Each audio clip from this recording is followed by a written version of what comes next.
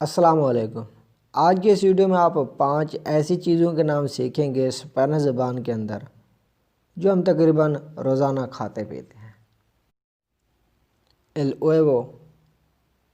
el huevo egg انڈا۔ el vegetal یا la